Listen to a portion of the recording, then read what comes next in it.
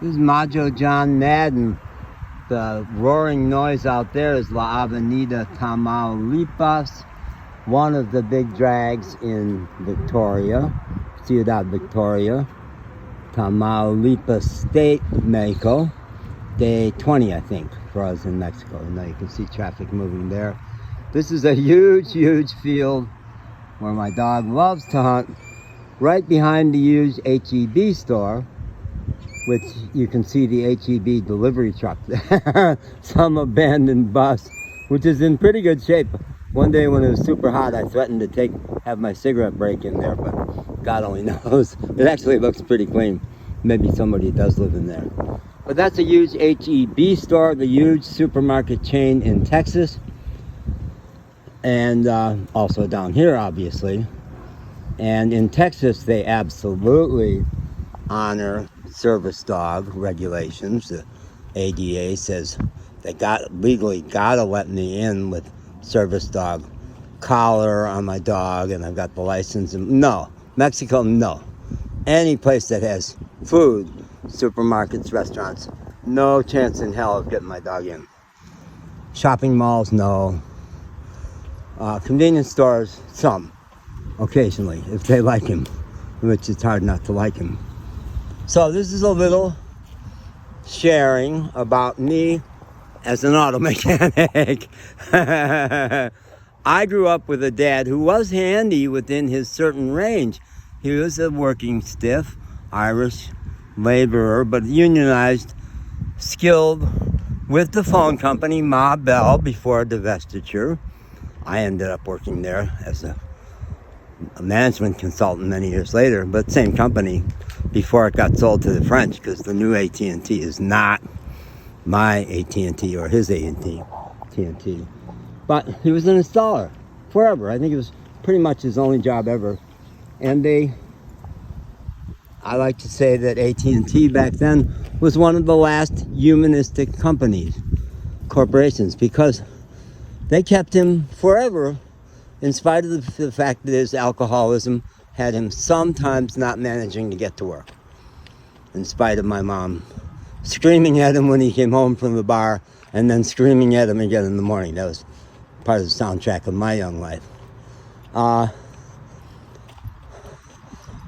it was strong unions. So it wasn't just that AT&T was such a kind company, although it basically was, but strong unions kept him in place. And he was a really good worker and much liked, very shy and introverted. At one point they tried to promote him to supervisor. He hated trying to give orders to people and dropped back to being just an installer. So he was handy within that little range, but he never shared it with us. He was so withdrawn that I assumed my whole life that he did not love us kids. And it was only long after he died that I said to my mom, well, you know, I'm in therapy, I'm dealing with the fact that our dad didn't love us. And she got so upset. Your dad loved you kids. He was so proud of you and your brother. He just couldn't show it. All locked up, he couldn't show it. So I never learned to be handy. Dated. There's a gate in somebody's fabulous residence or neighborhood. And then more poor over here, right next to each other always. South Texas also. So I almost took it as a badge that I'm not handy. It was my way of coping with my hurt that my dad didn't include me in that part of a man's world, that I never took shop, and I went to Catholic seminary that didn't have shop because they were training you to be a priest, not to work on cars. So I never learned how to work on cars, never leaned over an engine until age 74 out in the mountains of Appalachia, where I learned that that's how to break the ice with Appalachian guys. When I went out there, I was intimidated by those, quotes, rednecks who liked Trump. And I discovered they were really sweet men overall, who the way to break the ice was to lean against somebody's truck smoking, or especially lean over the open engine and speculate as to what was wrong with the wiring of my 88 Ford Econoline, that they all knew that vehicle. My uncle had one, my dad had one, etc. That was a lot of fun. So, although I've been really in and of the world of men my whole life through men's groups, working in VA hospitals, working in corporations, my fraternity in college, growing up with one, and then suddenly 6 brothers, world of men. One of the nicest compliments I got from a girlfriend was he called me, well, you're a man's man. And it's because I love men. But the piece that was always missing was handiness. And 3 years of traveling in very old vehicles has made me a hands-on person. Amazing, what a transformation. But within limits. So Joshua, our mechanic who's working on our broken down Dodge Ram 1500 2000 with a rebuilt engine. And it was told to me, I thought I got such a great deal because it was a brand new rebuilt engine.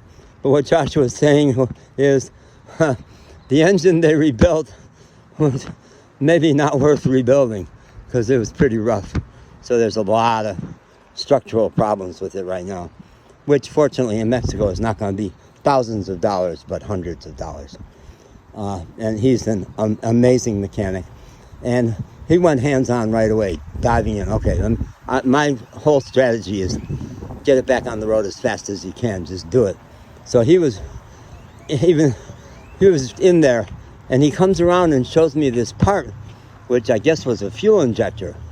You know, I've made progress because I can tell a battery from a carburetor, you know, and I know where to squirt the starter fluid, and I'm really good at attaching jumper cables and shit like that. But no, and I know my car, and I know what it needs better than mechanics typically, because I'm used to it. No, I'm not flooding it. Fuck you. I don't say fuck you, but I say no, I'm not flooding it. I'm trying to get gas up to that engine because the 88 has 2 fuel pumps, and it's slightly uphill, and it's on a little above empty, and it's a hell of a thing to try to get gas to the engine. I know that stuff, but fuel injector, no. So Joshua comes around with this fuel injector that's chewed down to the metal.